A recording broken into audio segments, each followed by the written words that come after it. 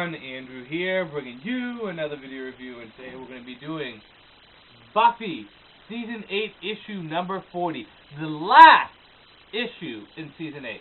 Take a look at this comic cover right here. Now, before I actually get into the issue itself, there's three things I would like to talk about.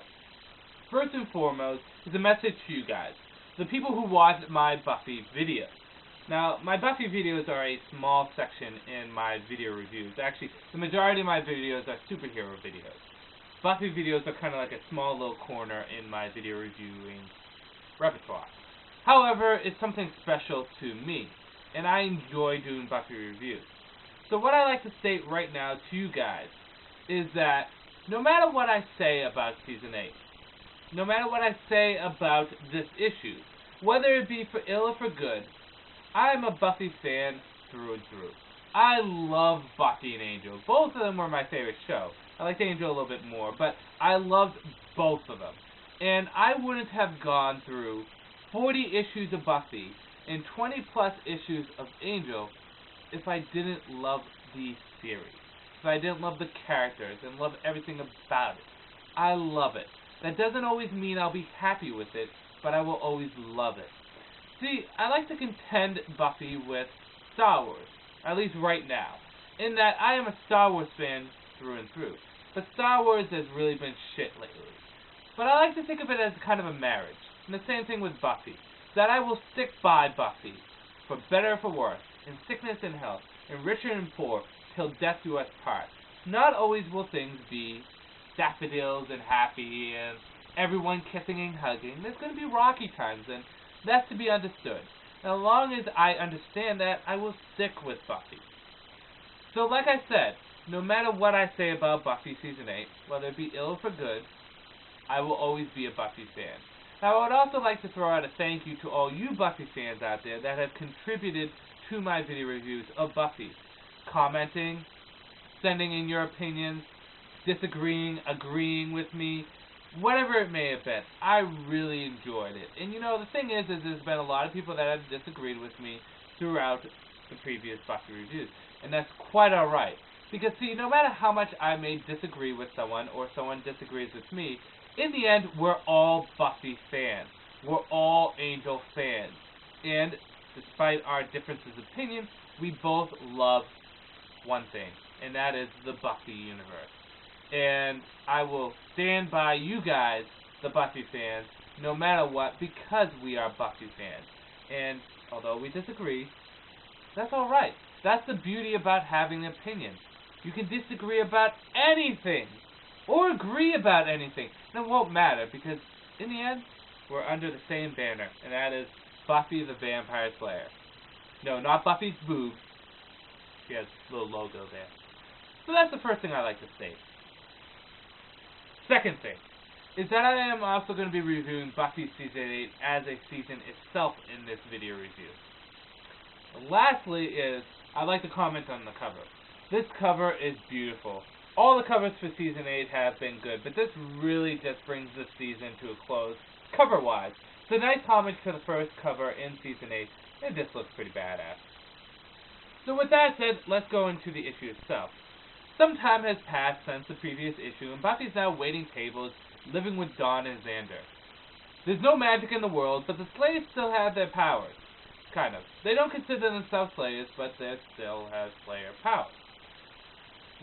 Willow has no powers and has broken up with Kennedy, and has kind of had bad feelings towards Buffy. She thinks Buffy has really backstabbed her and, you know, pushed her to the curb and took away the heart of the earth. Okay. Anyways, Faith has earned all of Giles' money, or has inherited all of Giles' money and all of Giles' property. Apparently Giles had a farm and some horses. Cool. And also that she's taking care of Angel, who seems to be comatose or in a state of shock. I can't tell. Maybe he just doesn't want to talk to Buffy because, well, her comic has been sucking lately, but he's just sitting there. And Faith is the only one that wants to help him out. Spike shows up for his inspirational speech of the season, and then buggers off like Spike usually does. And at the end of the issue, Buffy gets into a fight with some Slayers, and then jumps off and attacks a vampire. That's basically what you need to know. Apparently there was supposed to be a betrayer in this issue. and it was leaning towards Buffy being the betrayer herself, which, let me say, would have been a great idea. But it didn't work at all. Buffy didn't betray anyone. Sure, she did something people don't like, which is taking away the magic of the universe, but she didn't betray anyone in doing that. Buffy did exactly what Buffy would have done in that situation. And I can say what I want about Buffy, Angel, Willow, or anyone else being out of character. The one thing Buffy stayed true to was her nature as a leader. Buffy rushes into things, and she does stuff on impulse, but she is always willing to make the tough decisions when the tough decisions need to be made. If Willow, Dawn, Xander, or anyone else, with the exception of maybe Spike or Angel, were put into that situation, they would not have been able to make a decision, nonetheless make a good or bad one. Buffy was able to do something that no one else was able to do, and that was make a decision for the better of the world. Whether or not that decision panned out as positive, that's up to debate. But she did something, and that doesn't make her a betrayer. It's kind of like with Angel. You can say what you want about Angel in Season 5, about his actions during Wolfram and Hart. Allowing people to die, backstabbing his friends a bit, and working with the Evil Corporation. But, in the end, Angel did what he did because he made the tough decisions when it counted. If Angel didn't make those decisions, if he didn't do the things he did, who knows? Wolfram and Hart could be controlling the universe right now. You never know. But the thing is that these two characters, and I'll talk about Buffy specifically, made her decision when it counted. Whether it be for ill or for good, she didn't betray anyone. So there wasn't any really betrayer in this. They try to lean towards Buffy being the betrayer, but it's really a matter of opinion.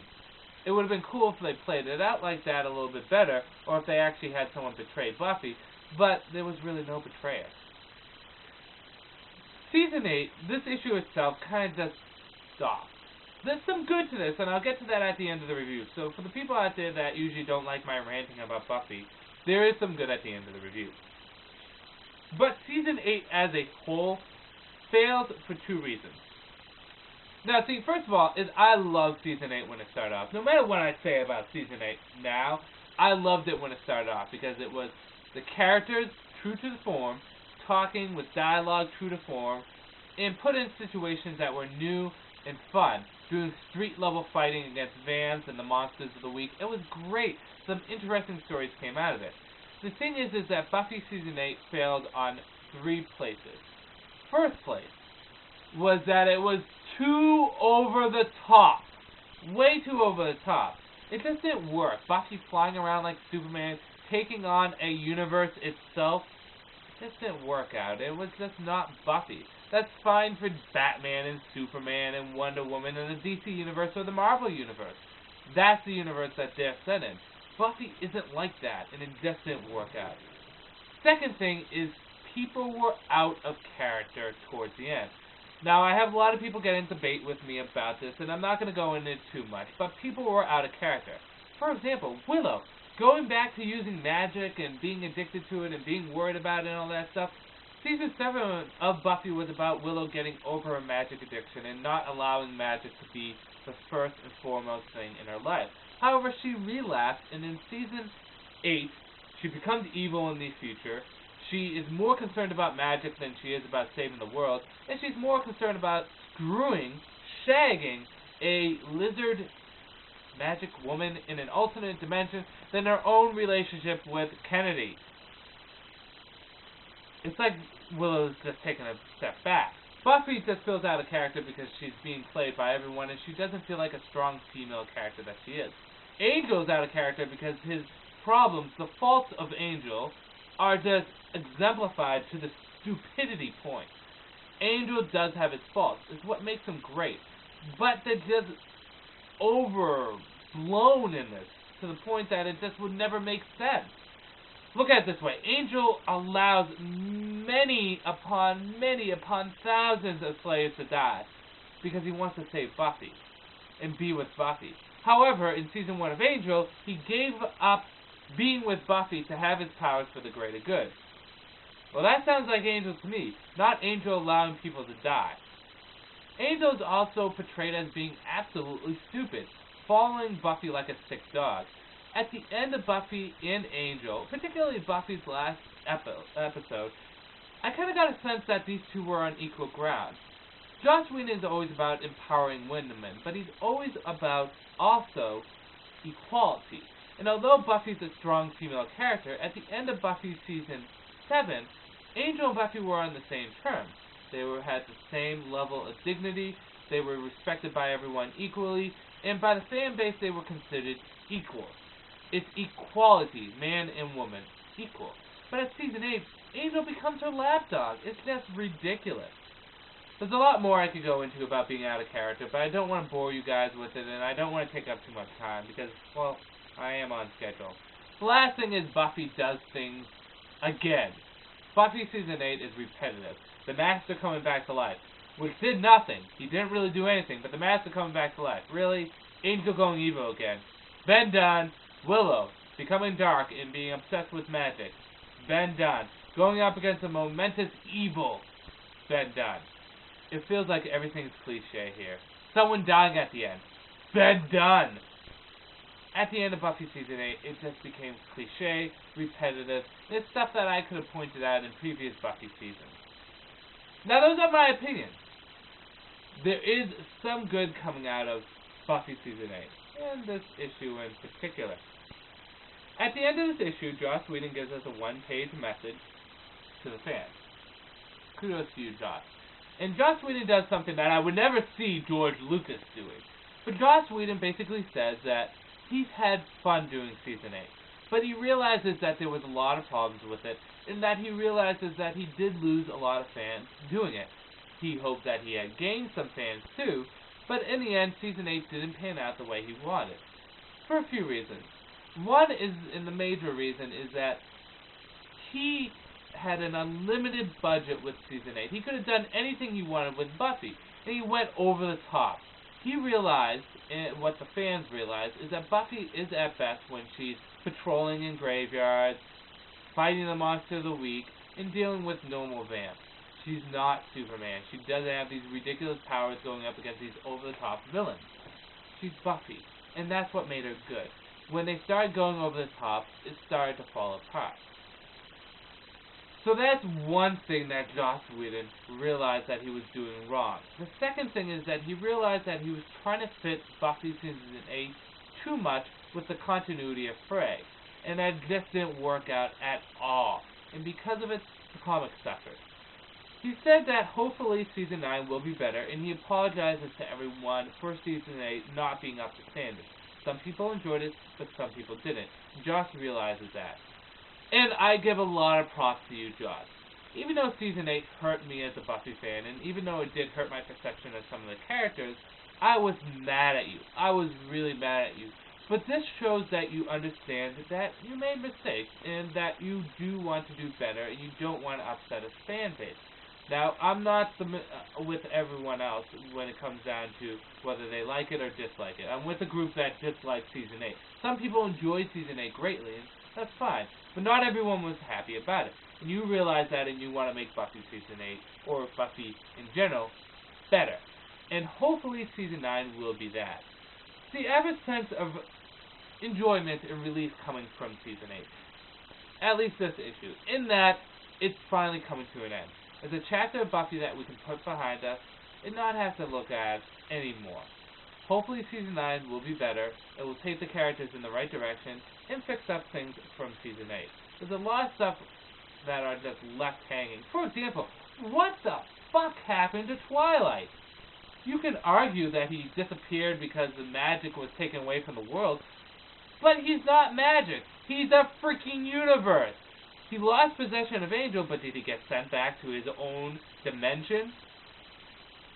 Destroying the seed, does that really mean it destroyed him? And if it did destroy him, why did it happen off camera, or off comic, or off panel?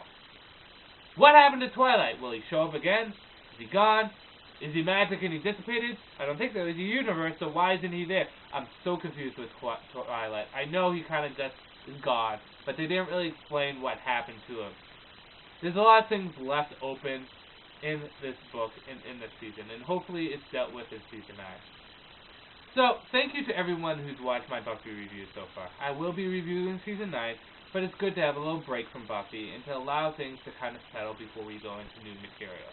Hopefully you guys have enjoyed my videos, whether you have disagreed with me or agreed with me, and hopefully you guys will continue watching these videos. I don't do them to be popular or to be liked by people. I do them because they're fun. The Buffy videos are in no way, shape, or form popular amongst my fan base. I hate using that term. My subscribers. I don't have fans. I have subscribers. Ugh. But the thing is my Buffy reviews are nowhere up there with my Batman or my Superman or my Wonder Woman or my DC Direct reviews or anything like that. They're really low in the totem pole. But I do them because they're fun, and I do them because Buffy is important to me. So I hope you guys sit down and enjoy watching Season 9 reviews with me when I do them. Thank you again to everyone out there, and thank you, Joss Whedon, for realizing that no matter how much good came from Season 8, there was some bad, and you're willing to change things up. With that said, this is Andrew saying, peace out for now.